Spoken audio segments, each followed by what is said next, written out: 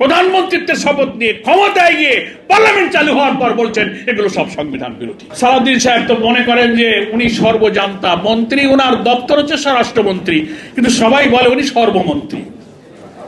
কি বলে না, সর্বমন্ত্রী।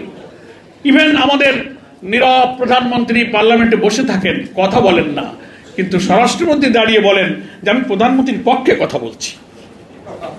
দুনিয়ার কোন পার্লামেন্টারি পলিটিক্সে, সংসদে আমরা যতটুকু অভিজ্ঞতা ক্ষুদ্র দেখেছি, হ্যাঁ, প্রধানমন্ত্রীর অনুপস্থিতিতে অন্য মন্ত্রী তার পক্ষে কথা বলে, কিন্তু in presence of prime minister আরো একজন মন্ত্রী তার পক্ষে কথা বলার নজির খুব বিরল। তাই ওনার উপাধিটা খুব সুন্দর হয়েছে যে সর্বমন্ত্রী। উনি মনে করেন সংবিধান উনি একাই বোঝেন। বাংলাদেশ সংবিধানের আর্টিকেল 152 152 অনুচ্ছেদে বলা হচ্ছে প্রেসিডেন্সিয়াল অর্ডার, অর্ডিন্যান্স, অ্যাক্ট যা জারি করা হয় সবই হচ্ছে আইনের সম্মান এবং আইনের আওতাভুক্ত, এটাকেও আইন বলে। 152 আর্টিকেল অফ আওয়ার কনস্টিটিউশন।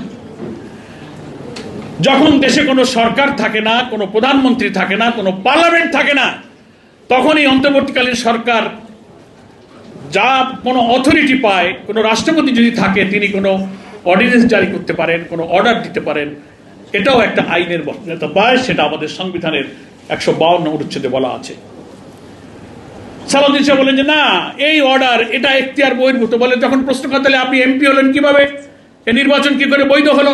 ওটা সংবিধান মোতাবেক আমরা নির্বাচন করছি। কোথায় সংবিধান মোতাবেক নির্বাচন হলো? বিদ্যমান সংবিধান যেটা আছে সেই সংবিধান অনুযায়ী নির্বাচন হতে গেলে লাস্ট ইলেকশন হয়েছে 2024-এ, নাকি বলেন? তাহলে সংবিধানে 5 বছর পর পর নির্বাচনের বিধান আছে, তাহলে 24-এর পরে 5 বছর হলে কত সালে হইতে হয়? 29 সালে হতে হতো। মাননীয় স্বরাষ্ট্রমন্ত্রী, আপনি 26-এ ইলেকশন করলেন কেন? What is the legal base of this election? Legal base হচ্ছে এত বড় রক্তাক্ত বিপ্লবের পর পার্লামেন্টে কেন এই কথা বলতে হয় যে জুলাই সনদের ভিত্তিতে তৈরি করা গণভোটের গণরায়কে বাস্তবায়ন করো? এই কথা কেন? রক্তাক্ত বিপ্লবের পরে ওই জুলাই জনতারা আবার সেই জুলাইয়ের বিপ্লবের বেনিফিশিয়ারি পার্লামেন্ট দ্বারা সেই বক্তব্য থাকবে।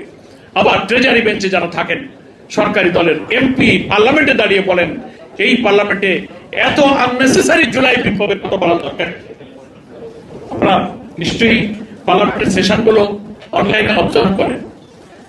এই বক্তব্য একজন এমপি রেখেছে বিএনপি যে এত আননেসেসারি জুলাইয়ের কথা বলা দরকার নাকি? যে জুলাই বিপ্লব, যে গণভোট 2025 সালের 13 নভেম্বরের জুলাই সনদ বাস্তবায়ন আদেশ, একটা প্রেসিডেন্সিয়াল অর্ডারের ভিত্তিতে একই দিনে গণভোট হলো, জাতীয় ভোট হলো। যে ভোটের বেনিফিশিয়ারি হয়ে প্রধানমন্ত্রী হলেন, এমপি হলেন, মন্ত্রী পরিষদে চলে গেলেন, ক্ষমতায় গিয়ে আপনি জুলাইয়ের রক্ত, এত শহীদ, এত জীবন দেন, এত হাজারি, হেলিকপ্টার করে ছোট্ট শিশুকে গুলি করে হত্যা করা, পুলিশের এপিসি কার থেকে নিথর দেহকে ছুঁড়ে ফেলে দেওয়া, মৃতদেহকে পুড়িয়ে জ্বালিয়ে ছাই করে দেওয়া, এরকম হাস্যক স্মৃতি আপনি ভুলে গেলেন? এত নিষ্ঠুর, এত মানবতা মনুষ্যত্বহীন হয়ে আপনি রাষ্ট্র ক্ষমতায় বসে থাকতে পারেন? কই, আপনি তো সেই পার্লামেন্টের মেম্বারকে থামালেন না। আপনি সে গণভোটকে অস্বীকার করেন, বলেন যে এই গণভোট সংবিধানে নাই, এই প্রেসিডেন্সিয়াল অর্ডারের কোন এখতিয়ার রাষ্ট্রপতির নাই, সংবিধান সংস্কার পরিষদের কোন প্রভিশন নাই, শপথের কোন বিধান নাই। একথা কখন বলছেন? 17 অক্টোবর 2025-এ জাতীয় সংসদের দক্ষিণ প্লাজায় ফ্যাসিবাদ বিরোধী আন্দোলনের রাজপথে যে নিবন্ধিত রাজনৈতিক দলগুলো ছিল সবাই মিলে আমরা যারা জুলাই সনদে স্বাক্ষর করেছিলাম, সেই 17 অক্টোবর 2025 থেকে নিয়ে 2026-এর 12 ফেব্রুয়ারি যে জাতীয় নির্বাচন আর গণভোট হলো একই দিনে, 17 অক্টোবর 2025, 12 ফেব্রুয়ারি 2026, 4টা মাস মাঝখানে চলে গিয়েছে, গণভোট হয়েছে। বর্তমান প্রধানমন্ত্রী গণভোটে হ্যাঁ ভোট দিতে বলেছেন।